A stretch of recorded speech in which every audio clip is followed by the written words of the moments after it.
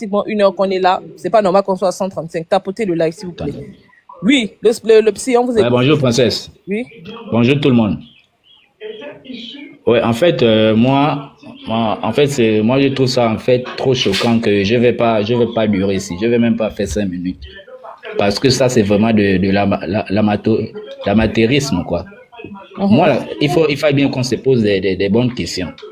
Ce monsieur, il agit, il intervient en tant que qui? Avocat, juge ou quoi? Parce qu'on sait que c'est un repris de justice. Il agit en tant que qui? En tant que quoi? Parce que franchement, là, on ne comprend plus rien. C'est choquant, vraiment c'est choquant. La manière que ces personnes-là se comportent, je ne sais pas s'ils ont encore le cerveau ou bien ils ont quoi à la place. Lui, il agit en tant que qui? En tant que quoi? Il n'est pas juge, il n'est pas avocat, il n'est rien. C'est un bandit, c'est un repris de justice. Je ne sais pas pourquoi il agit. C'est là, c'est un fait. En fait, moi, je suis monté juste pour la question, là, je descends parce que ça me choque vraiment, quoi. Voilà, merci encore de m'avoir donné la parole. Ok, il y a quelqu'un qui dit que il s'appelle Tankès. Hein? C'est lui, j'ai vu une vidéo de lui, j'avais vu une vidéo de lui qui passait là, il racontait son histoire quand il était en prison. Il était en prison, non? Oui, bien sûr. Ok, donc c'est un repris de justice. Moi, je ne mens pas. Quand je dis, c'est ce qui est vrai. C'est un repris de justice. Il a été revoqué. Merci encore pour la parole. Merci. Il a été revoqué de la police. Qui vient d'abord nous expliquer? Qui vient d'abord nous expliquer pourquoi il a été revoqué de la police? Parce que quand on te revoque de la police, c'est que tu as posé un acte lourd. Donc, qui vient d'abord nous expliquer pourquoi est-ce qu'il a été revoqué des forces de police? Que le monsieur qui est venu, il aurait dû se présenter d'abord. Que moi, je suis un tel, je suis un repris de justice, je suis un revoqué de la police nationale. Voilà pourquoi on m'avait revoqué. C'était pour ça. Et ensuite, il commence son propos. Il ne veut pas venir avec les dreadlocks, avec les tatouages partout au corps. Et puis, il vient nous parler d'un problème aussi important en racontant des bêtises, des inepties. C'est pas possible. Ok, Mousse, tu as la parole. Oui, princesse, bonjour, merci beaucoup. Écoutez, ce qui se passe dans notre pays est grave. Aussi bien sur le fond de cette question que sur la forme. Donc, je vais commencer par le fond et ensuite venir à la forme avec le rasta qu'on nous a envoyé pour raconter sa vie. Sur le fond, on parle de quoi? Il y a des éléments vidéo dans lesquels on entend une juge dire qu'elle a été intimidée par des hommes en tenue. C'est-à-dire que des militaires du CTRI sont allés la voir pour lui dire qu'il faut absolument condamner Sylvia. Les vidéos sont claires. Jusqu'à présent, les vidéos n'ont pas été démenties. Dans cette vidéo, on entend Noureddine dire, non, dans un autre extrait, il dit qu'il a été torturé. Il aurait été torturé. Enfin, pardon, excusez-moi du mot, il aurait été, voilà. Dans ces deux vidéos, on a deux éléments compromettants. Je suis outré de voir que, à longueur d'émission, au lieu de traiter de cette question de fond, qui fait trembler la République, parce que ce n'est pas normal que dans un pays qui se veut pays de droit, une juge soit intimidée par des militaires. Elle a même peur. Elle s'avance vers Noureddine, elle dit, papa, je vais même mettre les genoux par terre. Il ne faut pas publier, faut pas rapporter mes propos. Et vous dites que dans ce pays-là, il y a de la justice. Donc, au lieu de traiter de cette question, on s'attarde à parler de qui a filmé. Et si vous vous rendez compte, on est dans quel pays, en fait? C'est quel pays que vous voulez construire comme ça? Où les juges sont intimidés par les policiers. Une juge qui est censée rendre cette décision au nom du peuple gabonais est intimidée par la police. Il y a un problème dans ce pays. Le problème de fond, il est là. On a des gens à la tête de notre pays qui ne savent pas ce que c'est qu'une institution, qui ne savent pas le poids de ces institutions. La preuve, avec celui qu'on nous envoie sur un plateau de télévision. Vous pensez que dans un pays sérieux, cet individu peut représenter l'institution police? Le rasta là, tatoué, qu'on a vu sur les plateaux de télévision, qui s'exprime comme ça, vous pensez que ça c'est un policier? Avec tous les OPJ qui existent au Gabon?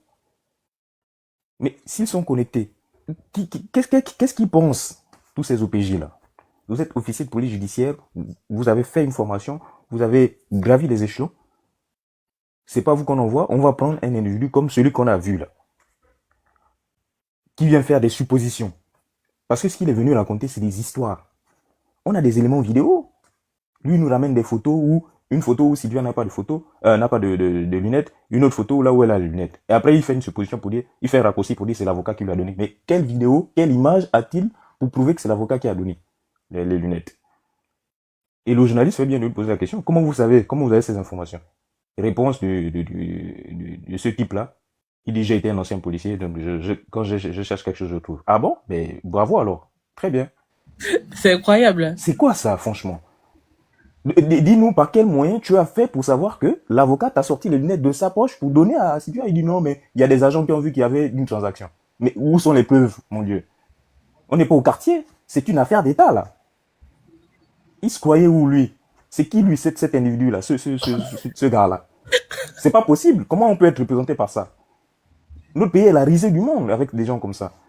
Et il y a des gens à l'international qui regardent ça. Le pouvoir envoyer quelqu'un pour s'expliquer sur la question. Voilà ce qu'on vous envoie.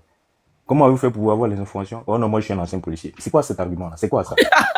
Ça c'est quoi? Mais vous foutez de la gueule mais vraiment vous foutez des gens, quoi. C'est quoi ça? On est en train de parler de quelque chose de sérieux. Une affaire qui touche la République? C'est ça les arguments? Une affaire qui touche l'honneur d'un pays? De la République. C'est pas possible. Mais rien que, déjà même dans l'image, vous ne pouvez pas envoyer ça. C'est pas possible. Dans l'image d'un pays, on ne peut pas envoyer quelqu'un comme ça. Et pourtant, c'est l'administration gabonaise où on dit quand vous venez de même déposer un simple CV, il faut être costume, cravate. Vraiment. Mais c'est ça là que vous envoyez? Ce que j'ai vu là sur la télé, c'est ça? Et vous êtes fiers de vous quand vous envoyez quelqu'un comme ça? Si M. Oligui est sur ce panel-là, est-ce que vous êtes fiers de vous quand vous envoyez quelqu'un comme ça? Pour parler d'un sujet aussi sérieux? Tous. Il y a un problème dans ce pays. Il y a un problème de fond. Et là, je m'adresse aux 94% qui ont confié le pouvoir. Je ne sais pas si ces 94% existent. Les 94% réels ou supposés. Tous ces Gabonais qui viennent mettre des commentaires sur les pages des princesses. Oh non, mais toi, tu fatigues, machin. Est-ce que vous vous rendez compte? Bon, je pense que vous ne vous rendez pas compte parce que vous avez un problème. Mais le reste des Gabonais conscients, est-ce que vous vous rendez compte de qui on a remis le pays? En fait, on a remis le pays entre les mains de qui? De quoi? De quelle bande d'individus? Est-ce qu'ils connaissent même... Est-ce qu'ils connaissent le poids d'un pays, de gérer une institution? Non, ça, franchement, on ne peut pas supporter ça pendant 7 ans. Ce n'est pas possible. Ça ne fait même pas 3 mois. Ça fait même pas 6 mois. On va de dinguerie en dinguerie. Les maisons qui sont cassées, les Gabonais qui sont foutus à la rue, à la belle étoile, il y a plein de problèmes. Ce n'est pas possible. Ce n'est pas possible. Ces gens-là ne peuvent pas représenter un État. Pire encore, là, ce n'est pas le sujet. Le président va aux États-Unis, il revient avec la casquette de Donald Trump. Make America Great Again. Mais on dit que le Gabon était un pays indépendant. Moi, je ne savais pas que le Gabon était un des 50 États des États-Unis. Donc, tout ça, ce sont des preuves qui montrent que ces gens-là n'ont aucune conscience. En fait, ils ne savent pas où. En fait, eux, c'est comme disait, je crois que c'est Bernard qui le disait, ils sont venus pour jouer au président. En fait, ils pensent qu'on est dans un jeu de cuir, où chacun s'arroge, voilà, un rôle. Moi, je suis ministre, toi, tu es président. Non, ce n'est pas ça un État. Parce que vous avez dans vos mains la vie des individus. Vous avez la vie des personnes. Celui qui est venu parler là, il ne sait même pas, en fait, il ne réalise pas que là, on est en train d'accuser une avocate. Avocate. Et la vie d'une juge est en danger. Lui ne réalise pas ça. Pour lui, il est dans son jeu. Il est dans son game. Il vient Attends, il y a un autre Tengo nombre là qui dit que je suis Grégory Tankès. J'aimerais intervenir sur l'affaire du petit voyou qui se fait passer Tankès. Mais qui monte. Donc voilà, moi je ne veux pas continuer. C'est ok. Ce que je voulais dire. Oui, vous avez la parole. Oui, bonjour. Donc moi je suis Grégory Tankès. Ok, moi je suis un vrai enfant Tankès. Il n'y a pas 50 familles Tankès au Gabon. Et je vous confirme, c'est bien sa voix, parce que je le connais personnellement. Ok. Bon. Donc, moi je vais intervenir par rapport à l'affaire du petit voyou là, qui partout où il passe se fait passer pour un enfant Tankès. Attends, vous parlez de celui qui est passé à la télévision là? Voilà, le petit soi-disant policier là. Ah d'accord. Vous le connaissez pas? Je vais vous raconter toute son histoire et chacun va tirer ses conclusions. Merci. Bon, donc moi je suis Grégory Tankès. Les Tankès sont exactement 7. Je parle des parents. Il y a 3 garçons, il y a 4 filles. OK? Parmi les garçons, il y en a un qui est le premier zootechnicien gabonais. C'est-à-dire, c'est le premier qui a étudié un peu tout ce qui est agriculture, élevage, etc. Et il a été affecté un peu partout au Gabon. Donc, il est allé dans le Haut-Togoué. Mon premier grand frère s'appelle Owali. Il est allé dans le sud du Gabon, Tibanga. J'ai mon petit frère qui s'appelle Lionel. Il est allé dans le Wolentem. J'ai un de mes frères qui s'appelle Jean-Jacques. Ok, mon frère, excuse-moi. Le côté, est-ce que tu peux me rechercher la photo de ce tanquesse-là pour qu'on l'affiche ici, là, pour que les Gabonais sachent? Il faut taper sur parfois Facebook ou YouTube Salomon Tanquesse. Il se fait appeler Salomon Tanquesse. Ok, donc allez-y regarder sur Facebook Salomon Tanquesse. Vous m'envoyez sa photo en inbox, je vais l'afficher ici. Bon. Ça l'apprendra à venir jouer au zozo pour distraire toute une nation. Donc vas-y, voilà. Mon frère. Ce type-là arrive un jour, il y a quoi, 4-5 ans. Hein. Il arrive, non plus. 5-6 ans, il arrive à Okala. Il arrive d'abord en Batavia, où il y a le transport. Il vient dire qu'il veut voir un dénommé Yves Tanquesse, en prétendant qu'il est son fils. Il tombe sur un de mes frères, qui appelle le vieux, lui demande, est-ce que il y a un gars qui vient ici, qui prétend être ton fils, est-ce que je lui donne ton numéro, est-ce que je te l'envoie et tout ça. Il dit, bon, envoie-le-moi, on va voir. On le met dans un véhicule, on l'emmène là-bas au Okala. Il arrive à Okala. Bon, le vieux le regarde, lui pose des questions. C'est qui ta mère? Il donne un nom que le vieux ne connaît pas. Mais qui sont tes parents? Un oncle, un cousin? En tout cas, quelqu'un, quand même chez nous en général, un parent qu'on peut reconnaître que, ah oui, effectivement, je connais bien un tel, j'ai fréquenté sa sœur ou sa cousine ou sa, je sais pas. Non, il n'a personne. Juste sa parole. Donc, le vieux et tout le monde trouve ça un peu douteux. Parce que chez nous, vous savez comment ça se passe au Gabon, même si un enfant vient, il vient quand même avec la famille, quand même, et puis on le reconnaît. Bon, bref. On l'observe, ce gars-là. Il fait les va-et-vient, il vient de temps en temps, il soi-disant voir le vieux, machin, etc. Mais son apparence déjà pose problème. Parce que nous avons une autre éducation, nous avons une façon de vivre qui est très différente, et on voit un petit voyou qui arrive avec des tatouages, il se comporte bizarrement. À cette époque-là, il était policier. Mais sur aucun de ses papiers, il ne s'appelle Tanquesse. Hein. Oh. Sur aucun de ses papiers, cet enfant-là ne s'appelle Tanquesse. Il n'a pas été reconnu par un Tanquesse ou quoi que ce soit. Hein. Nous, on l'a découvert il y a 4-5 ans. Donc, ce type-là, il vient, il tourne en rond. Entre-temps, le vieux était bien malade. Donc, on le ramène en France pour qu'il vienne se faire soigner. Et pendant que le vieux est ici en France, lui, déjà, il s'amusait à braquer les cuisiniers, à braquer les manœuvres, les choses comme ça avec son arme, puisqu'il était policier. Il allait dans des bars se saouler la gueule, il menaçait les gens là-bas avec son arme. Ah, je vous ai dit ici que pour qu'on te revoque à la police, il faut que tu aies commis un acte lourd. Vous écoutez comment le Tanquesse lui-même il dit, non? Mon frère parle. Il allait à l'hôpital Chambrier, il va se faire soigner. Au moment de payer, il sort de là-bas, il dit envoyez la facture chez les Tanquesses, ils vont payer. Oh. Il passe à la télévision sur une chaîne de télé il y a peut-être 1 an là. Pareil, il se présente comme étant un enfant Tanquesse là-bas. Il raconte sa vie pleine de trous là-bas. Il prétend qu'il a une fortune ou je sais pas quoi. Tout le monde m'a envoyé cette vidéo là parce que personne ne le connaît. Personne ne le connaît. Ni nous, ni nos mamans, ni nos oncles, ni nos tantes. Personne ne le connaît. Ce cancre là. Ensuite, il Oh, qui l'a fait chuter?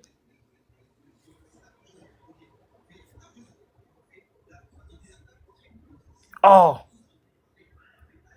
Vous voyez la sorcellerie? Il a un appel. Attends, le côté, je cherche à voir le monsieur là. Mais je vous confirme, hein, Grégory qui monte là, c'est un frangin. On se connaît très bien, on a appris ensemble. Il est ici en France avec nous. Bon, je crois que là, il est au Gabon. Mais ce qu'il vous dit est vrai. Je connais très bien le gars. Donc, vous voyez le type de personne avec qui Oliki se balade, non? Vous voyez les champs qu'Oliki prend? La recherche que tu m'as dit de faire. Quoi? Il y a deux.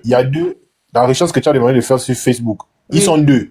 Il y a un Salomon Tanquesse qui a bloqué son compte, donc on ne peut pas regarder. Il y a un autre où le compte n'est pas bloqué, mais ce sont les anciennes photos. Il est comment? Il est clair avec beaucoup de tatouages. Oui, il est clair avec beaucoup de tatouages. Attends, je t'envoie les photos. Essayez de chercher. Il est clair, bon, métis, façon Oui, plein de tatouages.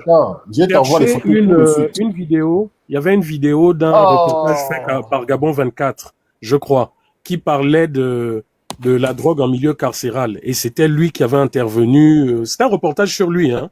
Cherchez ça sur YouTube ou autre, vous le verrez. Moi, c'est comme ça que j'ai découvert ce monsieur. Est-ce qu'il y a un modérateur là, s'il vous plaît, qui peut rentrer dans la liste des personnes bloquées pour aller sortir le monsieur là? Parce qu'il y a quelqu'un qui a fait une erreur, il y a un modérateur qui a fait une erreur et qui l'a bloqué. Mais toi, tu m'as restreint mes pouvoirs. Moi, je ne peux que muter. Le côté, attends d'abord. Attends. Voilà. Est-ce que le regard du roi est là? Est-ce qu'il peut rentrer? Ou bien Esther, est-ce que tu peux rentrer dans la liste des personnes bloquées, que tu vas ressortir le monsieur là, s'il te plaît? Qui t'a bloqué? Oh. Je vais t'envoyer les photos du monsieur. Le côté, attends d'abord, s'il te plaît.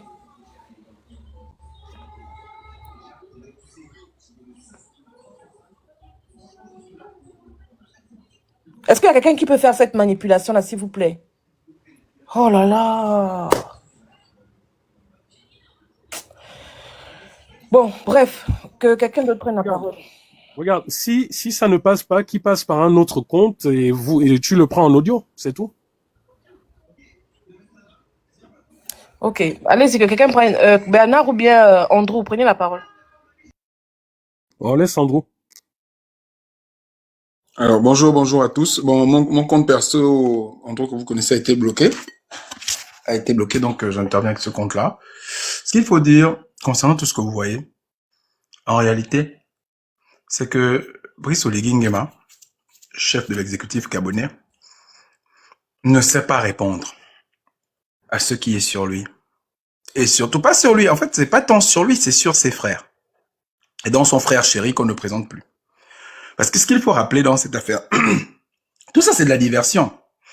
N'oubliez pas que le 9 janvier, c'est un jeudi, le tribunal judiciaire de Paris, via son pôle crime contre l'humanité, on parle du pôle crime contre l'humanité, du tribunal judiciaire de Paris, désigne un juge, parce qu'il y a une plainte qui avait été déposée avant, alors que Sylvia Bongo et ses enfants étaient encore tous au Gabon, toute la famille, donc la branche d'Ali Bongo était encore au Gabon, ils avaient déjà déposé une plainte.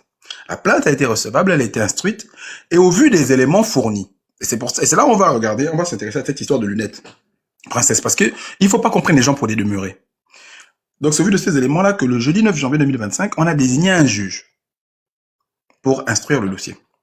Et que le 11 février 2025, l'ouverture de l'instruction s'est faite.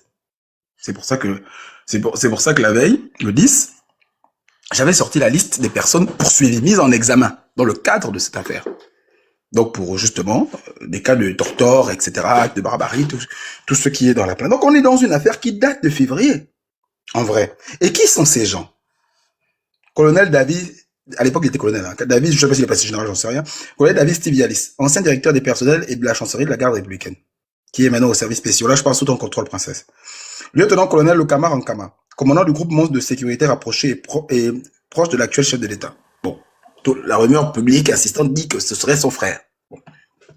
Lieutenant-colonel Pierre Biban Bingema, ancien commandant de la section d'intervention spéciale SIS. Pour ceux qui regardent le défilé du 17 août, c'est la composante de la GR qui défile tout en noir. Le grand, excuse-moi, je suis monté juste pour dire, pour signaler à Princesse que j'ai débloqué le compte. Il est là en bas, il a fait, je pense qu'il va faire la demande. Il faut l'accepter. D'accord, merci beaucoup. Voilà. Et le dernier, côté militaire, parce qu'il y a aussi un volet civil, il y a aussi des civils qui sont poursuivis dans cette affaire. Il y a le capitaine Manix Ngon Omvunda, qui a servi dans la sécurité rapprochée d'Ali Bongo. Et qui est d'ailleurs toujours aujourd'hui proche d'Oligui Nguema. Pour la petite histoire, et ce monsieur était juste derrière Oligui Nguema lors de l'opération des manœuvres militaires au Kaldim. Si vous regardez sur le site d'Ayémé sur le champ de tir, vous voyez un monsieur derrière lui avec une mallette. Vous m'entendez? Oui, mon frère, désolé, Andrew. Accorde-nous, toi, tu es un habitué, tu vas prendre la parole après lui. Non, 2 secondes, s'il te plaît, princesse. Après, vous allez revenir sur le 4 en 4, je vais même descendre. Ce qu'il faut savoir, en réalité, dans cette affaire, c'est que l'affaire est plus grande et plus importante qu'on nous la présente. Et aujourd'hui, c'est une manœuvre maladroite du régime de détourner ça. Parce qu'on veut détourner le fond de l'affaire. La question qu'il faut se poser, aujourd'hui, que tous les Gabonais devraient se poser, c'est quels sont les éléments dont dispose la justice française pour avoir mis en examen 4 officiers supérieurs de la garde républicaine en février, le 10 février 2025. Vous voyez, là, on parle d'il y a combien de mois? On n'était pas encore dans ce buzz. Et il faut justement qu'on sorte, entre guillemets, de l'émotion, pour prendre une expression gabonaise, pour se poser les bonnes questions. Parce que Oligui Nguema le sait. Il sait que ses deux frères sont poursuivis. Il le sait. Est-ce qu'ils ont, la question qu'on devrait aussi se poser, c'est qu'est-ce que le Gabon répond? Parce que jusqu'aujourd'hui, l'information est sortie depuis février, jusqu'aujourd'hui, ni le commandement en chef de la garde républicaine, ni l'état-major général des forces armées, ni le ministère de la Défense, ni même la présidence n'a répondu à ça. C'est-à-dire que depuis février, vous avez 4 personnes mises en examen, dont 2 frères, un reconnu, voilà, le colonel Bibambi Nguema, qui sont poursuivis par la justice française, par le pôle crime contre l'humanité. C'est-à-dire que c'est très grave cette affaire. Donc ne nous laissons pas distraire, posons-nous les bonnes questions. Parce que là, ils sont en train de vouloir créer une affaire dans l'affaire, pour éviter de s'intéresser aux gens qui sont vraiment poursuivis dans cette affaire. Et je tiens à dire qu'en février 2025, Sylvia Bongo et son fils étaient encore entre leurs mains. Donc qu'ils arrêtent les bêtises. Il faut qu'ils sachent les éléments qui ont permis au tribunal se demande que les éléments, d'où venaient les éléments qui ont permis au tribunal judiciaire de Paris, notamment au pôle de crime contre l'humanité, de désigner un magistrat, et quels sont les éléments sur lesquels ce magistrat s'appuie pour avoir démarré cette instruction le 10 février. C'était ce que je voulais dire ici. Merci. Merci. Tu peux rester sur le live, hein, sauf si tu as un truc urgent à faire. Notengo, désolé vraiment, c'est une fausse manip. Non, il n'y a pas de souci. Vous avez la parole. Donc, je me suis arrêté à quel niveau? Vous avez entendu jusqu'à quel niveau? Jusqu'au niveau où il avait déjà fait une déclaration où il se présentait en tant que fils Tenkes et que Voilà. et on vous a envoyé la vidéo et que vous l'avez pas, toute la famille ne le reconnaissait pas. Voilà, effectivement. Donc, ce bonhomme-là, quand on a ramené le vieux en France pour qu'il se fasse soigner, il est allé derrière les gens, il est allé vider la maison là-bas. Oh. Il avait pris une voiture du vieux, un pick-up, avec lequel il est allé faire un accident et qu'il avait abandonné à Estefo là-bas. Ce type-là, nous l'avons fait convoquer à la police, déjà, pour qu'il arrête son cinéma et qu'il comprenne que s'il continue, il va s'exposer à de graves poursuites. Bon, c'est un de nos vieux qui est allé à la police pour gérer ça. Parce que si nous avions géré ça nous-mêmes, il serait retourné directement en prison. Mais vous connaissez nos parents, là, ils sont toujours pleins de compassion. Hein? Non, on ne va pas l'envoyer en prison, c'est un jeune, vous savez, il n'a peut-être pas la même éducation que vous, mais quand même, on ne va pas lui détruire sa vie, on ne va pas ceci, on ne va pas cela. Et donc, il a été face à face avec... Est-ce que c'est lui? C'est lui? Hein? C'est lui là sur la photo? Oui, c'est lui, c'est celui-là. Ok, c'est celui qui sur était... Facebook, il s'est fait appeler Salomon Tankes. Ok, d'accord, c'est lui, allons-y. Il est passé sur une chaîne de télé, là, il se présentait comme étant le roi Salomon. Ok, très bien, continuez. Donc ce type-là, donc depuis cette affaire-là, on croyait avoir réglé le problème avec lui en lui faisant comprendre qu'il faut qu'il arrête. Une fois, il est même allé au transport, où nous faisons le transport là-bas en Batavia, au bureau. Il a emmené des voyous avec une histoire comme quoi qu'il venait arrêter un de mes frères. Et quand on a appelé maintenant la police, la vraie police, et que mes autres frères arrivaient maintenant en Batavia maintenant pour régler le problème en face à face, de la façon la plus claire et la plus brutale avec lui s'il fallait, ils ont tous fui. Donc ce type est un véritable voyou. Il est allé en prison pour des histoires de trafic de drogue, de braquage, des extorsions de fonds, des choses comme ça. Et il se servait de sa carte de policier pour mener toutes ces basses besognes.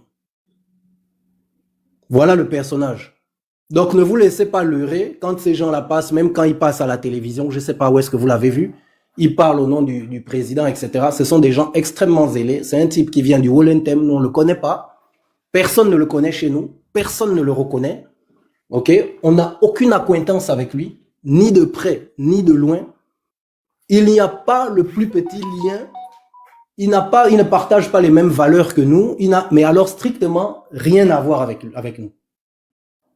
C'est très important. Est-ce que vous pouvez me donner le motif réel pour lequel il a été revoqué de la police nationale? Mais c'est pour des histoires de braquage et de vol et tout ça. Il était policier, il était avec un pistolet. Il se permettait ce qu'il voulait. C'est pour des histoires comme ça qu'il a été révoqué de la police. On ne révoque pas quelqu'un de la police comme ça par hasard. Policier, c'est un métier. On se lève pas un matin et puis on est policier. C'est comme militaire, c'est tout un métier. Seulement, ce type-là, il a abusé de son statut de policier et il est allé estorquer des fonds à des gens. D'après ce que j'ai cru entendre, il allait estorquer des fonds chez des gens. Nous-mêmes, on a eu certains de nos employés qui ont subi les menaces et les braquages de ce type-là, et ainsi de suite. C'est comme ça qu'il vit.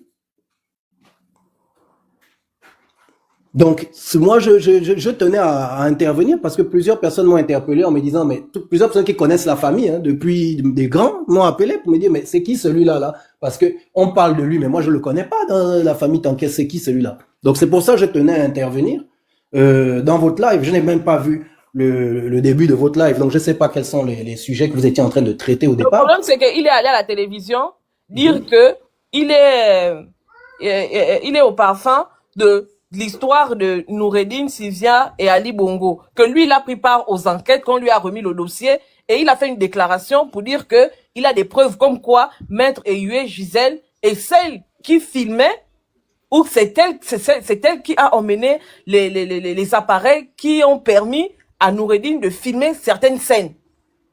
Et donc, quand on parlait de lui, il y en a qui sont venus en commentaire mettre que c'est un tanquès, et voilà, etc., etc. Bon, déjà, moi, je vous dis, hein, de vous à moi, hein, je pense que ce type dit, il faut les prendre avec des pincettes. Parce que moi, je doute franchement que pour une affaire aussi sensible, l'État gabonais va impliquer un petit voyou de bas étage comme ça. Honnêtement, ça, c'est vraiment mon opinion. Je n'imagine pas qu'un petit voyou comme ça ait accès à des avocats, à des juges d'instruction, à des magistrats. Non, mais le problème est que... et qu'il assiste à des interviews de prévenus. Ça, Attends, monsieur Notengo. Le problème est que il a des éléments, il a des images où on voit effectivement Maître Gisèle Eyue, Madame Sylvia Valentin et Monsieur Noureddine Bongo Valentin. D'où est-ce qu'il sort ces images-là? Ça veut dire clairement qu'il a été en contact. Qu'il a été clairement en contact avec les plus hautes autorités qui lui ont donné pour mission de venir raconter ce qu'il a raconté. Voilà. Dans ce cas, ça, je ne saurais pas vous répondre. Mais moi, je me pose une question. S'il te plaît. Il était en prison. Comment a-t-il fait pour sortir d'abord de la prison? Monsieur Tankès, excusez-moi. Oui. Alors, je bien suivi ce que vous avez dit. Franchement, je vous félicite parce que vous êtes venu défendre ici le nom de votre famille, qui est une famille connue et respectée au Gabon. Vous n'êtes jamais lié à des scandales où vous êtes des gens toujours très droits et je vous félicite pour cela. Je vous félicite pour cela. Mais alors, vous dites que vous n'arrivez pas à penser qu'au Gabon, on ait pu lui dire ça. Alors, il faut déjà que vous ayez à l'esprit que le Gabon n'est plus un état de droit. Le Gabon est devenu un état sauvage. Et que tout est possible dans ce pays qui est le nôtre. Mais c'était déjà le cas sous Ali Bongo, hein. Oui, non, mais là, moi, je suis un des fondateurs, même des créateurs, même de la résistance, hein, à Paris. Oui, non, je sais. Donc, je connais bien le sujet. Sous Ali Bongo, déjà, le Gabon n'était plus un état de droit. C'était la loi du plus fort. C'est pour ça, vous allez m'excuser vraiment la digression, hein, je fais un pas de côté un petit peu pour parler de ça. Mais c'est pour ça, quand je vois un monsieur Billy Binze aujourd'hui, qui s'indigne de ce qui se passe au Gabon, alors qu'il fut un temps lui-même était un tout-puissant et il aurait pu aider les Gabonais. Il l'a pas fait. Moi, je pense, rappelez-vous que beaucoup d'entre nous, pendant les 2 magistères d'Ali Bongo, ne pouvions plus mettre les pieds au Gabon. N'est-ce qu'il faut voir? Comment? Pardon, excuse-moi Grégory, je me permets de tutoyer puisqu'on oui, s'est il n'y a pas de souci. Grégory, excuse-moi, ce que je voulais dire concernant cet usurpateur, il n'est pas de ta famille, mais qui se présente comme un membre de ta famille. Bien sûr. C'est qu'il y a, non seulement il a à sa position des images comme des princesses, mais regardez la tenue qu'il porte. Je voulais attirer votre attention sur la tenue. Si tu peux remettre... Bangando plus. Comment... Non, regarde bien. J'ai pas vu la vidéo. Tu peux remettre. Remettre quoi? Un extrait de la vidéo. Regardez la tenue qu'il a. Mais c'est écrit Bangando plus. C'est écrit Bangando, c'est vraiment écrit Bangando. Je sais pas, dis-moi. Remettez. On n'a pas la possibilité de voir la vidéo ici. Je suis en train de regarder ça, c'est écrit Commando. Commando, oui. Commando plus, leur histoire de chanson là, c'est écrit Commando. Ensemble. Maintenant, essayez de regarder, amusez-vous, allez sur la page du président de la République gabonaise, amusez-vous à regarder les tournées que Koligui faisait avant l'élection. Et regardez, parce que c'est la panoplie, il n'a pas une casquette, il a la casquette, il a le t-shirt, donc il a la panoplie. Demandez-vous quel composant de la garde républicaine porte cette tenue. C'est tout. D'accord. Moi, je ne saurais, je suis mal placé pour répondre à cette question, hein. Vraiment, parce que moi, je ne sais pas. Maintenant, monsieur Notengo, merci pour les clarifications concernant l'identité de cette personne-là, de cet individu-là. Mhm. Merci pour ça. Maintenant, je Après, vais revenir sur la critique que oui, vous avez portée. Il oui. y en a qui ont dit en commentaire que là, tu es en train de gaspiller. Non, il ne gaspille pas. Il faut que les Gabonais comprennent la logique dans laquelle nous nous trouvons actuellement. Mhm. Nous sommes d'accord que depuis l'époque d'Adi, mais on va aller plus loin, depuis l'époque d'Omar, Mhm. la loi ou l'appareil judiciaire est aux ordres de ceux qui dirigent notre pays. Ça, on est d'accord avec ça. Nous n'allons pas dire aujourd'hui que Je sous partage Ali ton point de Bongo, vue à 100%. monsieur, s'il vous plaît. Nous n'allons pas dire aujourd'hui que sous Ali Bongo, il y avait l'état de droit, sous Omar, il y avait l'état de droit, etc., etc. Sauf que lorsque monsieur Oligui est arrivé, il a fait une promesse. Et c'est justement parce que l'état de droit n'était plus respecté qu'il a fait un coup d'état. Selon lui. Mhm. Donc, il est inadmissible que sous la 5e République, nous nous retrouvons à revivre les raisons pour lesquelles il y a eu le coup d'État. Est-ce qu'on est d'accord? On est d'accord jusque-là. Mais je Voilà. soulève un petit point, si tu me permets. Je soulève un petit point. Tu sais que nos gens ont pris des habitudes monstrueuses depuis au moins 50 ans. Et quand on a des habitudes, je te mets même au défi, même si on te mettait aujourd'hui président de la République, ton plus gros défi, c'est même pas les travaux, construire les routes, les immeubles. Ton plus gros défi, ce serait de construire les mentalités des Gabonais. Parce que moi, j'ai été au Gabon pendant la période de l'investiture. Et ça faisait 13 ans que j'avais pas pu rentrer au Gabon. La première chose qui m'a frappé, c'est la saleté. Ils ont mombouettisé le Gabon tout entier et on voit bien qu'Ali Bongo avait abandonné le Gabon. Ça se voit. J'ai eu cette discussion même avec mon frère Aimé Victor. Parce avec qui on discute souvent, il me challenge souvent, il me donne son opinion, je lui donne mon opinion, etc. Mais je vous dis que c'est incroyable. Les Gabonais qui vivent sur place peut-être ne s'en rendent pas compte. Mais nous qui avons grandi là, qui sommes allés seulement à l'étranger, quand je suis arrivé en Batavia, il n'y a plus personne, tous les gens qui ont grandi avec nous ne sont plus là. On dirait qu'on est au Mali ou au Burkina ou je ne sais pas dans quel pays musulman. Vous allez à Likwala, même les petits endroits, il y avait des petits espaces verts un peu sympathiques qui embellissaient un peu l'endroit. Plus rien. Les gens ont construit des bicoques douteuses faites de briques et de brocs, etc. L'attitude des gens. Les Gabonais ont eu 60 ans pour s'habituer à la médiocrité et à l'accepter. Et les Gabonais ont un esprit poreux. C'est-à-dire les Gabonais adoptent très facilement les mauvaises manières, les mauvais comportements, même le vocabulaire des autres. Le Gabonais a perdu son identité, il a perdu les valeurs, il a perdu ce qui faisait de lui un Gabonais. Nos sœurs se vendent maintenant pour 3 fois rien. Alors qu'il fut franchement, c'est pas ça le débat. Non, mais c'est pas ça le débat, mais c'est pour te dire que le président là, que pour les raisons pour lesquelles tu t'indignes aujourd'hui, je suis d'accord avec toi, c'est pas normal. Mais il faut comprendre que il ne peut pas changer le Gabon en quelques mois. Les gens ont pris des habitudes. Et ça, je te jure, ma soeur, les habitudes. C'est notre plus grand défi. Non.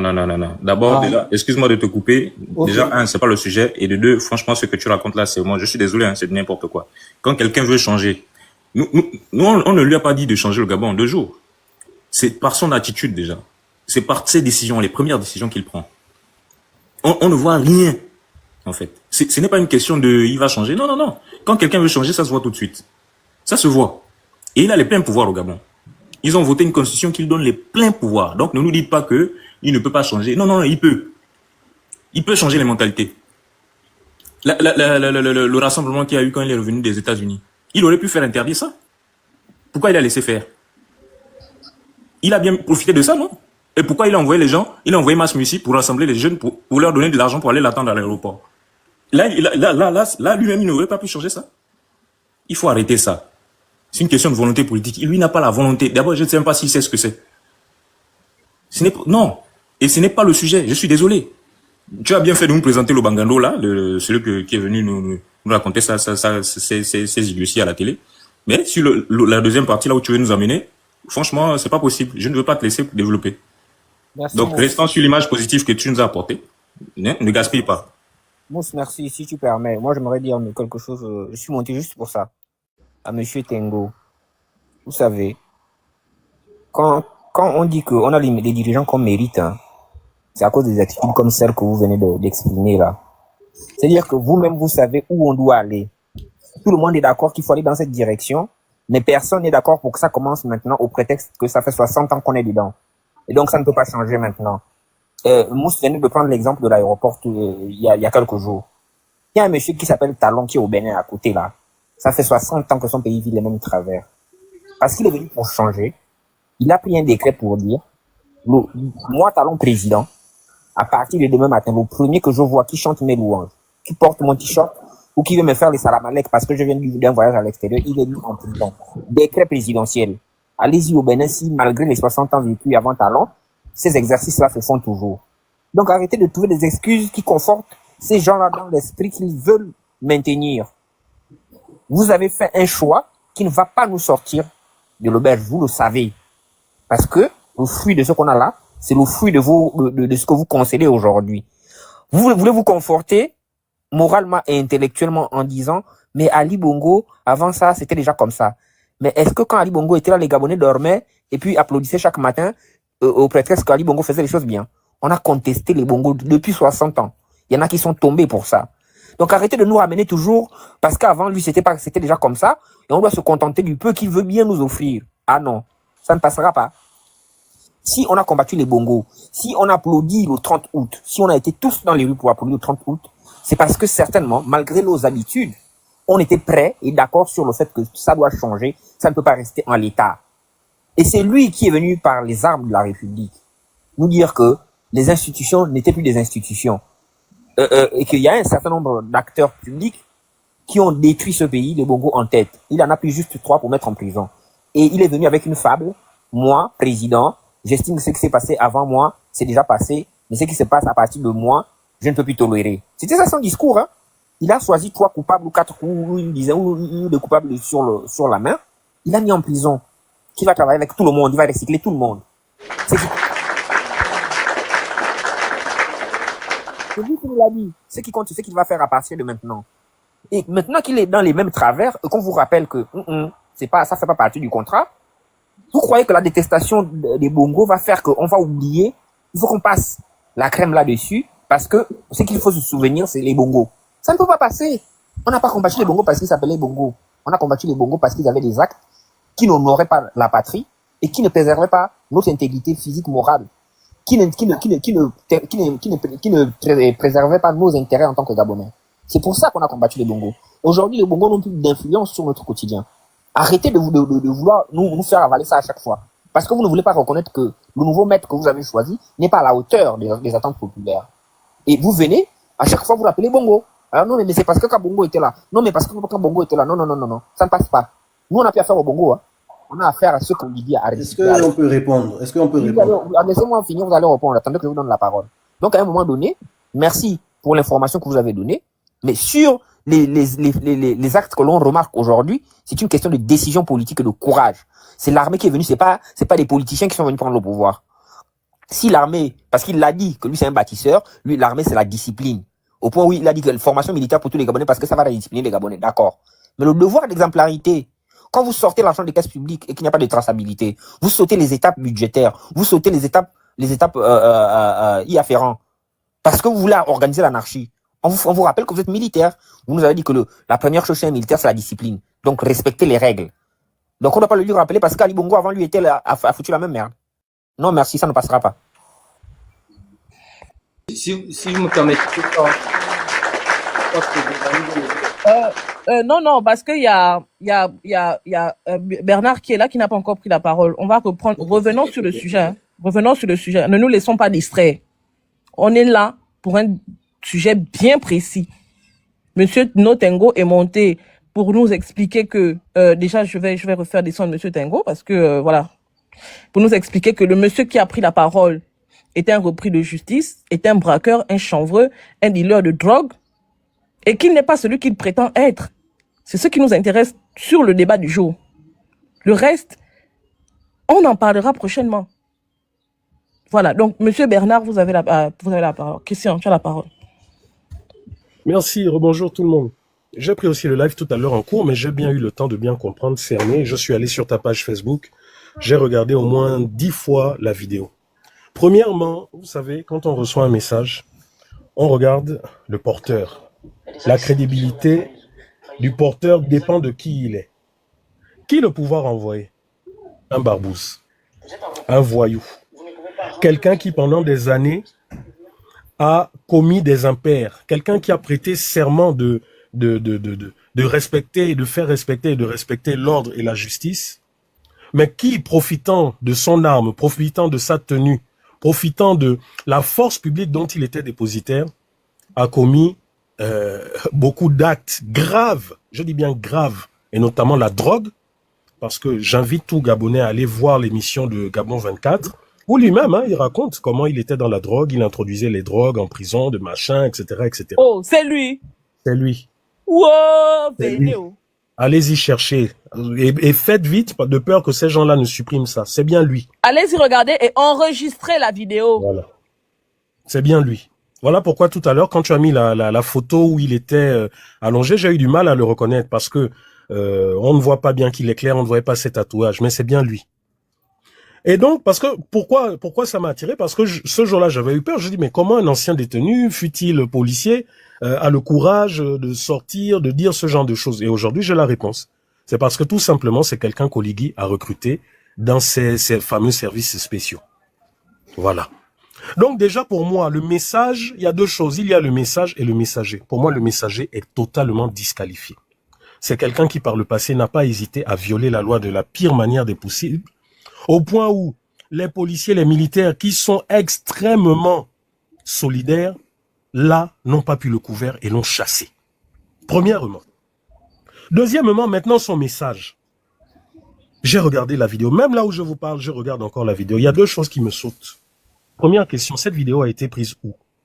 Elle a été prise, attends, je te réponds. Elle a été prise dans le bureau du commandant en chef de la garde républicaine. D'accord. Donc, ils étaient censés avoir été en prison. En prison, oui. Merci. À la prison centrale depuis le début.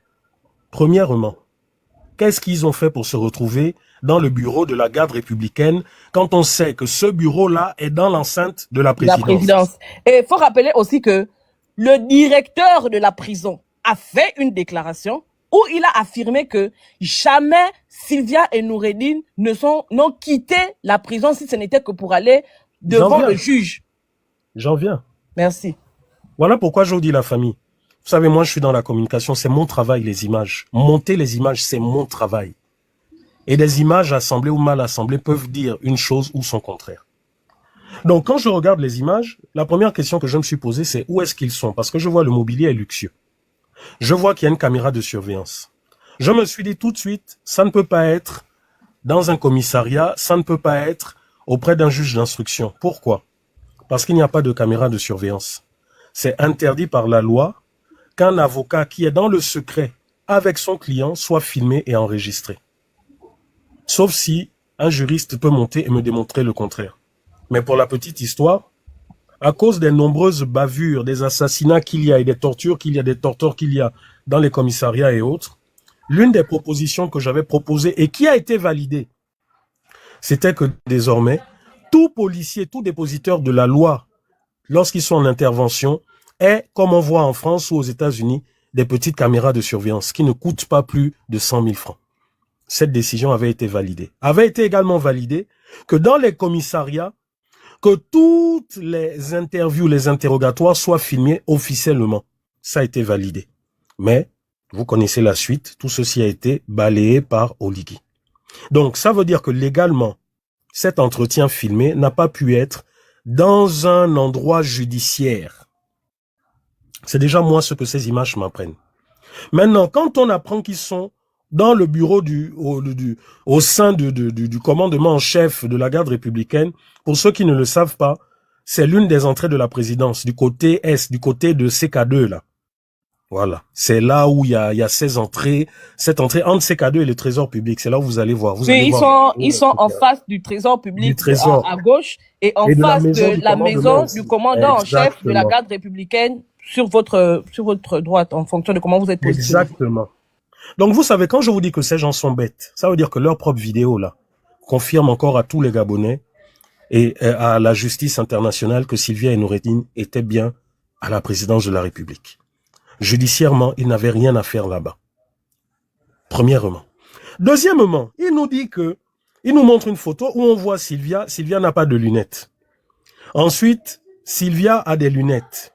On voit Noureddine, la calvétie, la barbe, tout ça, mais il n'a pas de lunettes. Et on voit les avocats de Sylvia et autres. Donc déjà ça, rien que par rapport aux droits gabonais. Ils les ont filmés dans le bureau du commandement de la garde républicaine à leur insu. Violation de la loi. Donc, les mêmes choses qu'ils disent là, que ça n'a pas de valeur devant un tribunal, ce qu'ils viennent de faire officiellement n'a pas de valeur. Je ne fais que lire le droit. Hein. Je ne suis pas en train de défendre Sylvia ou Noureddine. Donc, autre chose. Donc, il dit que oui, Sylvia n'a pas de lunettes. Il montre une capture d'écran. Ce sont des captures d'écran, puisque c'est filmé en vidéo. Donc, l'image est en continu. L'image, retenez ça, hein, parce que là, c'est mon domaine. L'image est en continu, ils n'ont fait que des captures d'écran. Donc, c'est-à-dire, ils ont pris une photo venant de la vidéo qui est en continu. Et dans son propos, il nous dit que que Maître Gisèle Ehu a donné les lunettes là à Sylvia. J'ai vu les lunettes, je porte les lunettes. Moi-même, j'en ai plusieurs. J'ai zoomé, j'ai regardé. Ce sont bien des lunettes de vue. C'est moi que vous avez vu qui est publié sur ma page tout un arsenal de lunettes qui servent à filmer de caméras cachées. Mais ce que j'ai vu là, c'est pas lunettes de caméra, hein, caméra cachée. Ce que j'ai vu là avec Sylvia, c'est bien des lunettes de vue. C'est même les lunettes qui sont à la mode là actuellement, c'est des lunettes transparentes. Donc s'il y avait une caméra cachée dessus, avec le plastique, les bras transparents, mais on aurait vu les fils, on aurait vu la batterie, on aurait vu l'objectif. Donc, non frère, je ne suis pas en train de décharger, je suis en train d'interpréter l'image que nous tous nous voyons. Arrêtez avec cet esprit, arrêtez. Je ne fais qu'interpréter l'image que vous tous vous voyez. Mais allez-y vous voir si c'est pas des lunettes transparentes enfin. Ou bien vous allez dire aussi que les fils, les objectifs sont devenus maintenant transparents, que la technologie a fait ça transparent. C'est ce que vous êtes en train de nous dire. Ah, il ne parle pas avec moi. Ok, bref. Donc, j'avance toujours dans mes propos. Il nous dit plus tard que oui, il n'y avait pas de lunettes. Ensuite, c'est Maître Ehu. Mais écoutez, on ne manipule pas l'image n'importe comment. C'est une caméra de vidéosurveillance. Pourquoi il ne nous montre pas les captures d'écran montrant Maître Gisèle Ehu sortant non seulement ses lunettes, données à Sylvia, etc. Parce que c'est une vidéo, hein. Donc, il peut montrer ces images-là. Puisqu'ils ont décidé de montrer les images sur la chaîne du frère camerounais, là, des propagandistes. Donc, c'est qu'ils peuvent montrer... C'est ce que je disais. Voilà. Donc, ils peuvent montrer cette image, premièrement. Deuxièmement, les lunettes. Regardez bien, c'est une lunette de femme. C'est une lunette de femme, c'est pas une lunette d'homme. Bon, il dit, mais c'est bizarre, pourquoi Noureddine ne filme pas quand on le torture? Dites-moi, vous connaissez un Gabonais qui connaît, hein, quelqu'un comme moi, un Gabonais qui a déjà été dans les bras de Ségard, qui se fait torturer, gifler, qui a ses lunettes aux yeux. Dites-moi, vous connaissez un seul Gabonais? Pas que les Gabonais, partout au monde, c'est Enfin. légitime. On va te secouer, on va te bousculer, on va te laisser avec des gadgets sur le corps. Ça n'a pas de Mais sens. qui dit ça d'abord? C'est un maboule qui dit ça. Non, mais voilà pourquoi la famille, quand on vous présente des images, il faut les regarder, les analyser. Je vais vous dire, lorsque vous rentrez dans n'importe quelle cellule au Gabon ou même ici en France, lunettes, vous enlevez. Quand vous êtes en garde à vue. Parce que tout de suite, ils ont peur que vous puissiez vous suicider avec. Vous enlevez. Ceinture, vous enlevez. Les lacets de vos chaussures, vous enlevez. Mais au Gabon, on va plus loin. On vous met en caleçon. On vous met en caleçon. Montre quoi? On vous enlève tout. Donc, quand ce monsieur-là nous dit, non, mais pourquoi Noureddine n'a pas filmé lorsqu'on le torturait? Au moins, il reconnaît qu'on le torturait. Mais il oublie de dire, et tous les témoignages sont là, il veut qu'on ressorte toutes les vidéos des gens qu'on torture au B2, à la DGR. Tous, la première chose, on les met nus. Nus, la première chose. Donc déjà, l'argument qui sort là, ça n'a pas de sens pour ceux qui connaissent les pratiques de ces gens. Et pour finir, lorsque nous regardons la première vidéo que les Noureddine, ou du moins la deuxième vidéo, mais Noureddine filme, il revient d'où? La première fois que Noureddine sort de la présidence, rappelez-vous, la première fois, toute première fois où il sort, où il n'avait même pas encore rencontré ses avocats, c'était où? Parce qu'ils nous disent que les avocats les ont rencontrés où? C'est à la prison centrale, non? Officiellement, ils nous disent que les avocats l'ont rencontré à la prison centrale.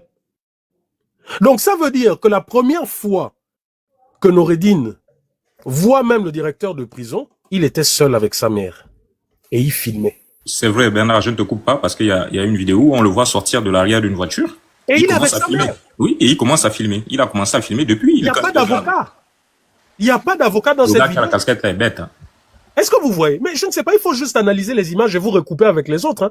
Il n'y a pas d'avocat dans cette voiture. Il est seul avec sa mère, avec un autre garde et avec le garde est même cagoulé. On voit bien qu'il est cagoulé. Ensuite, il y a un autre qui s'assoit au fond de la salle. Je ne sais pas si c'est un Kama ou quoi. Et il y a le directeur de la prison. Et c'est comme ça que ce directeur nous explique même. C'est là où on comprend que c'est la première visite, la première sortie de Noureddine et sa mère. Et que cette dernière apprend même que son fils passait des mois sans manger. Enfin, personne n'est dupe, on a des oreilles pour entendre. Dites-moi un peu, si c'était les lunettes de femme de sa mère que Noureddine portait, mais tout cela n'aurait pas trouvé suspect que Noureddine porte les lunettes d'une femme. Parce que dans la vidéo, c'est bien clair que c'est des lunettes de vue, des loupes, moi je porte des loupes, que c'est des lunettes de vue grossissantes et que c'est un cadre de femme. Donc c'est-à-dire que tous ces professionnels-là n'auraient pas remarqué que Sylvia a donné ses lunettes de femme à Noureddine. Ils auraient trouvé ça normal. Mon Dieu, quand vous voulez mentir, mais essayez de mentir quand même bien. Essayez d'être crédible. Olivier, je ne fais que vous dire que lorsque vous voulez faire les choses, essayez de le faire bien. Asseyez-vous, réfléchissez, bon, on va mentir, on va faire comme ça, quels sont les scénarios, est-ce que ça sera plausible? Essayez de réfléchir. Non seulement vous nous envoyez un voyou, vous nous envoyez un repris de justice, de la pire des manières, qui normalement dans d'autres pays n'aurait jamais pu porter une arme, une insigne. Mais comme par hasard, il atterrit dans votre DGS. Hey! C'est lui que vous envoyez nous sortir ce qui sort, et il vient raconter n'importe quoi, sachant qu'il y a des professionnels de l'image. Pourquoi, curieusement, partout ailleurs, ils n'ont pas filmé Noureddine avec ces lunettes-là aussi? Qu'ils nous montrent des photos où Noureddine a les mêmes lunettes que Sylvia, là. Qu'ils nous montrent une photo. Mais ils pensent qu'ils vont manipuler le peuple comme ça. Ce qu'ils viennent de faire, là, c'est exactement ce qu'ils avaient fait à Zibi. Lorsqu'ils ont pris Zibi, qu'ils avaient un indique au QG de Ping là-bas, l'indique a sorti, oh, je suis témoin, oh, j'ai vu ci, j'ai vu ça. Et puis, à partir de là, le même indique a sorti peut-être 1000 versions. Ils avaient présenté une arme. Oh, leur enquête les ont menés à sortir une arme de guerre, une Kalachnikov. Au final, ça s'est transformé en carabine à plomb. C'est même pas une arme à feu. C'est de l'air comprimé. C'est pour les oiseaux. C'est ça qu'on a présenté. Je vous dis que ces gens ne savent faire que ce qu'ils ont toujours fait. Ils avaient fait la même chose pour menacer des gens, les maintenir sous surveillance et autres, en déposant les propres armes de la garde républicaine sur les plages d'Akanda en disant l'opposition organisait une tentative et qu'il y avait toutes les preuves possibles. Rappelez-vous, les images sont là. Hein. Toutes les autorités sont parties. On a filmé les armes de guerre, machin. Dites-moi, la suite, c'est où? Les fameuses enquêtes sont où? Peuple gabonais, arrêtez d'accepter de vous faire manipuler par ces gars, ces gens. Aujourd'hui, Oligui est dépassé par les événements. Parce que la caméra là est sortie de la présidence là-bas. Mais enfin, vous aussi, attendez un peu, réfléchissez un peu. Omar Bongo a construit cette présidence. Tous les gens qui étaient là-bas, c'est leur famille. Vous-même, vous avez vu, même le directeur de la prison là, c'est leur famille. C'est Bongoville, c'est Ngoni, c'est les autres localités. C'est leur famille. Les gens sûrs de confiance, c'est la famille. Ali Bongo lui-même est né là-bas. Les vidéos sont là. Bon, quand je dis né entre parenthèses, parce qu'on le voit à un certain âge avec sa moto. Félix, monte d'abord. Se déambuler dans le palais présidentiel. Là, on voit les photos là où il a 12 ou 13 ans. Les vidéos, il se balade en petit scooter, tout ça. Donc, voilà pourquoi je dis Ali Bongo est né là-bas. Noureddine et tous les enfants d'Ali lui-même sont nés là-bas. Donc vous ne pensez pas que parmi les militaires, parmi le personnel, vous ne pensez pas qu'il y ait des gens qui n'étaient pas d'accord avec Oligui et qui aient pu faciliter qu'on leur donne ces effets, ces trucs. Vous ne pensez pas? C'est ça qui fait mal en réalité à Oligui. Puisque le gars, personne du CTRI, l'ami les parents d'Oligui aussi, le directeur de la prison, qu'est-ce qu'il a dit? Il nous fait comprendre. Il dit au Bongo que non, faut pas suivre. C'est moi qui ai retardé le fait que vous veniez à la prison ici. Pourquoi? Parce que vous-même, vous voyez que quand vous veniez, et Noureddine lui-même le dit, qu'est-ce qu'il dit? Il dit, mais quand on me faisait venir ici, tu sais ce qui se passait? Est-ce que vous avez bien fait attention à cette vidéo? Ça veut dire quoi? Ça veut dire qu'on sortait Noureddin. Tantôt on le torturait là-bas, on le torturait là-bas dans les sous-sols de la DGS, mais tantôt on l'emmenait à la prison centrale. Lui-même il le dit. Et il dit au directeur de prison, mais toi-même tu sais ce qu'il me faisait quand il m'amenait ici. Et ce directeur dit oui. Voilà pourquoi c'est moi qui ne voulais pas que tu restes ici à la prison centrale, mais que tu repartes là-bas dans les sous-sols de la présidence. C'est ce qu'il dit. C'est ce qu'il dit clairement. Mais ça veut dire quoi? Mais pendant tous ces voyages, toutes ces transactions, si le directeur de prison lui-même avait compassion, et lui-même, rappelez-vous, on l'interdisait de venir à la prison centrale quand on torturait Noureddin. Vous vous rappelez pas? Lui-même, il dit, ah, mais tu sais qu'on m'interdisait de venir. Ça veut dire quoi? Et si eux-mêmes, ils reconnaissent qu'il y avait des agents qui ont introduit des téléphones pour donner à Noureddin, comprenez que depuis la présidence de la République, il y a des gens qui ne sont pas d'accord avec ce qu'Oligui faisait. C'est là-bas.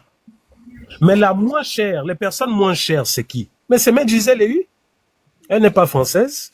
Elle n'est pas membre diplomatique elle n'est pas membre du consulat diplomatique française. Elle est gabonaise, elle est ici. Et ce que vous ne savez pas, c'est qu'elle est détestée par beaucoup de magistrats et d'avocats. Vous ne savez peut-être pas, allez-y chercher. On la trouve arrogante, on trouve qu'elle estime que, parce que beaucoup m'ont fait des retours, que ça soit les magistrats, que ça soit les avocats. Donc, Oligui est dans une colère, il faut que des têtes payent. Et ce n'est pas un souci pour eux pour fabriquer les preuves. Ils ont déjà fabriqué les preuves avec, les neveux de Sylvia, mais ils ne savaient pas que ça filmait et que même la justice française voit comment eux-mêmes viennent déposer la drogue. Donc, vous pensez que c'est des gens crédibles? La fabrication de preuves, moi-même, je vous ai raconté comment ces gens ont fabriqué, m'ont demandé de signer de faux aveux. Donc, ne soyons pas distraits. Ici, il n'est pas question de défendre Noureddin. Il est question tout simplement que le droit et le véritable droit gabonais soient lus. Ils ont vu, regardez, ils ont voulu passer par la force pour prendre cette dame. Mais dès l'instant où on a vu ça, on est monté au créneau. On a dit stop. On a dit voilà les procédures. Vous avez vu, ils ont reculé. Ils ont voulu la prendre là, le vendredi soir, comme nous avions dit. Ils ont reculé à la dernière minute. Ils nous ont dit, on va la prendre finalement lundi. Mais là, on prépare la population. Mais pour préparer la population, c'est quoi? Il faut d'abord montrer, en réalité, qu'effectivement, les activistes font le bruit. En réalité, elle est coupable. Voilà ce qu'ils sont en train de faire. C'est-à-dire qu'on détruit d'abord la personne, on détruit d'abord la réputation. Mais même quand vous faites ça, faites-le intelligemment. Ce voyou qui se fait passer pour la famille des fils d'encaisse, qu'il nous montre la vidéo. Parce que c'est une vidéo, c'est pas des photos, cette caméra de surveillance. Qu'il nous montre la vidéo en continu, où on voit Maître Gisèle Léhy prendre cette paire de lunettes, donner à Sylvia, et puis après on voit Noureddin repartir à la présidence, on voit Noureddin partout, aller à la prison, garder ses lunettes. C'est un grossier mensonge. Parce que ces images ne nous montrent rien. Ces images montrent Sylvia sans lunettes, et après ça nous montre Sylvia avec des lunettes. Sylvia peut avoir eu ses lunettes dans la main, les images ne le montrent pas. Est-ce que vous voyez? On peut faire dire n'importe quoi aux images. Voilà pourquoi il est bien qu'il laisse la caméra en continu. Rien ne nous dit aussi que ces lunettes ne viennent pas, par exemple, des avocats français qui ont donné. Et rien ne nous dit que ce qu'il dit est vrai. Personne ne rentre à la présidence, même les ministres, personne ne rentre là-bas sans être fouillé. C'est vrai. Je vous dis, personne ne rentre là-bas sans être fouillé. C'est-à-dire que même si vous travaillez là-bas... Le téléphone reste à l'accueil. Oui, non, il y en a qui ont les téléphones.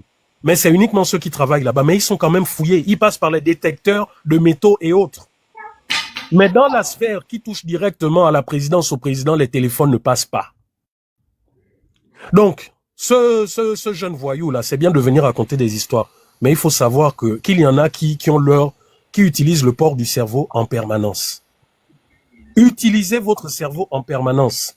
Qu'il nous montre la vidéo, comment on voit que ces lunettes sortent de Maître Gisèle, qu'on montre, puisque ça s'est passé dans le bureau. Qu'il montre l'altercation dont il parle, il y a même des gardes qui. Qu'il montre ça, on va voir. On va voir quelque chose. Mais Christian, lui, il est au courant de tous ces détails-là. Comment? Il a ces informations-là, pourquoi et comment? Question. Si jamais il était présent en qualité de qui et de quoi? Donc, sais, pour ceux qui viennent vas-y. Parce que oui, je voulais faire écouter l'extrait là. j'en ai même pas pour 30 secondes. Vas-y. C'est juste pour redire à Oligui, plus vous agissez en bandit, plus vous nous montrez. Là, vous venez déjà de prouver une chose. S'il y avait des Gabonais qui doutaient, vous venez de prouver qu'effectivement, Oligui et sa mère étaient bien à la prison, à la présidence dans les sous-sols. Parce que rien n'explique sa venue dans le bureau du commandant en chef de la GR. Vous avez dit depuis le début qu'ils étaient à la prison centrale. Alors que les avocats français, depuis, on vous l'a dit, que depuis qu'ils parlent de présidence de la République, jamais vous n'avez vu la présidence dire que c'était faux. Jamais. Voilà, aujourd'hui, dans la bêtise, la présidence vous confirme. C'est par là que je m'arrête. Princesse, Pour ceux qui viennent d'arriver, je vais mettre l'extrait. Princesse, avant que tu ne mettes l'audio, juste 30 secondes. S'il te plaît. Vas-y. Ouais, je vais vous rappeler, peut-être les gens oublient, le monsieur que vous voyez à l'image là, c'est le valet du roi Béni. Il s'est racheté une santé en sortant, en créant une association pour les gens qui sont en prison. Là-bas, il avait volé le pognon aux parents qui venaient de poser l'argent pour payer la nourriture. Il dit que c'est lui qui brande partout, que c'est grâce à lui qu'on a conçu l'épicerie dans la prison. Mon frère, on ne t'oublie pas. On est là, on te calcule. Ok. Moi aussi, je voulais finir et descendre, princesse. Vas-y, finis. Alors, moi, Christian avait déjà développé un des points que je voulais développer, mais il faut que les gens gardent à l'esprit qu'en pareille circonstance, il y a ce qu'on appelle la bataille de l'opinion. Et les vidéos que vous avez sorties récemment ont jeté dans la conscience collective plusieurs doutes, notamment sur la sincérité des procédures. Et comme personne ne peut combattre la vérité, c'est-à-dire que eux, ils préparent leurs éléments en voulant nous faire croire que il y a une sorte de manipulation et tout. Sauf que, dans l'élément qu'ils montrent, ils s'arrangent à ce que ça ne soit pas une personne officielle, donc une personne qui a une responsabilité. Voilà, merci. Parce que quand les autres images de la vérité vont sortir, ils vous diront qu'ils n'ont jamais dit ça.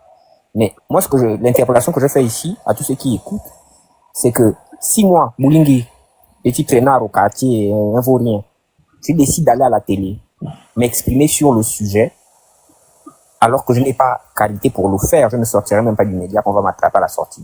Merci. Deux, aucun média sérieux ne peut accepter de m'avoir sur un plateau pour venir donner les fonds.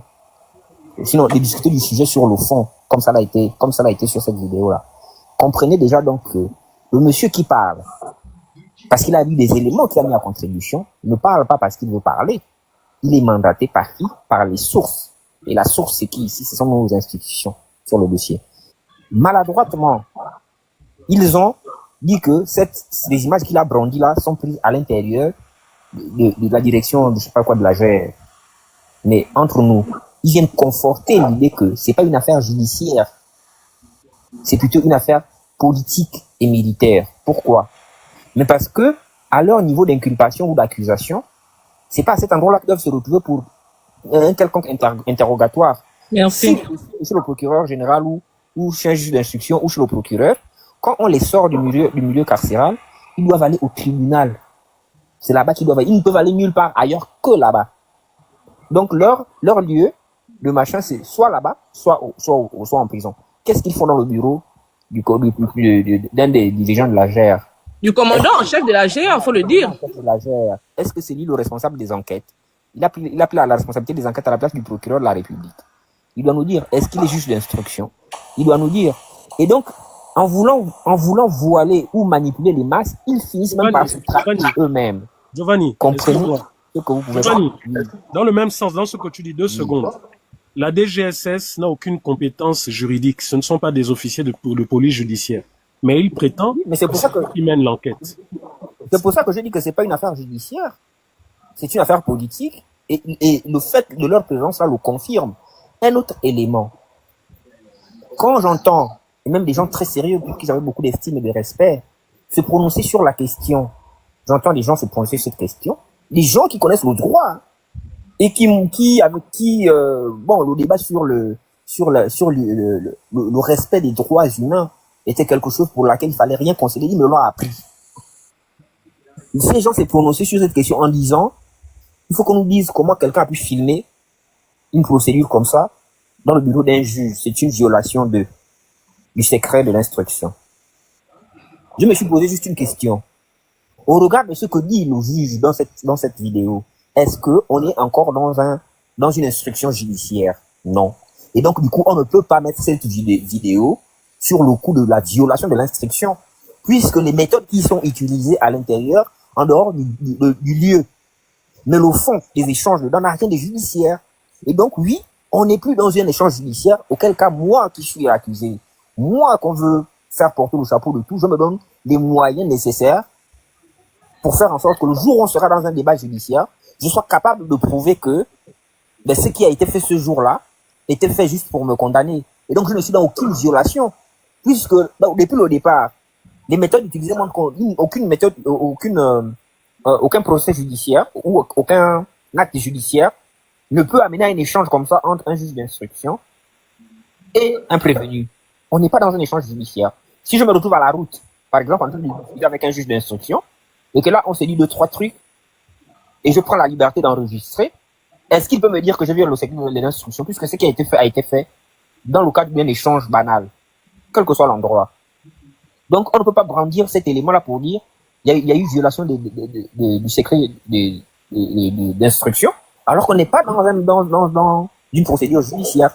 Et les tenants, sinon les tenants des échanges montrent qu'on n'est pas dans un échange, on n'est pas dans une procédure judiciaire. La preuve, la juge enlève son corps.